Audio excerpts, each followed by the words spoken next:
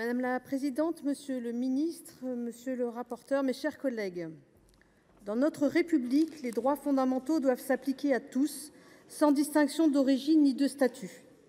Même lorsqu'une personne est en situation irrégulière sur notre territoire, elle doit être traitée avec respect et dignité, conformément aux principes que nous ont légués les Lumières et la Déclaration des droits de l'homme et du citoyen.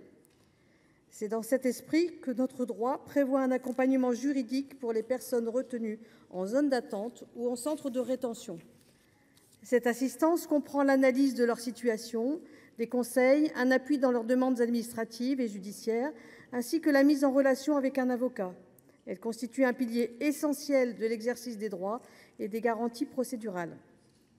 Mais si nous partageons tous l'objectif de garantir ces droits, nous ne pouvons ignorer les dysfonctionnements du système actuel. En confiant cette mission d'assistance juridique à des associations par le biais de marchés publics, l'État s'est, à nos yeux, éloigné de son rôle régalien. Le respect de la neutralité, indispensable dans le traitement juridique des situations individuelles, n'est pas pleinement assuré par certaines associations intervenantes. Des structures comme la CIMAD, France Terre Asile, SOS Solidarité ASFAM, Forum Réfugiés ou Solidarité Mayotte, bien qu'utiles à la vie démocratique et souvent engagées dans des missions humanitaires, ne peuvent être considérées comme neutres sur les questions migratoires. Leur engagement militant interroge lorsqu'il s'agit de garantir une assistance juridique impartiale, mais leur rôle de soutien et de lanceur d'alerte est indispensable.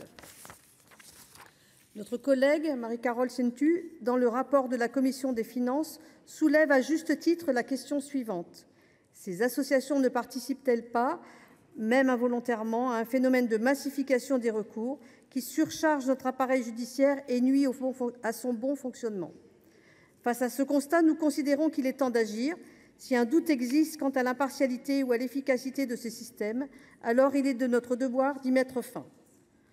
En confiant cette mission d'assistance juridique à l'Office français de l'immigration et de l'intégration, avec l'appui des avocats, nous cherchons à retrouver une cohérence institutionnelle, une meilleure réactivité et surtout la neutralité requise.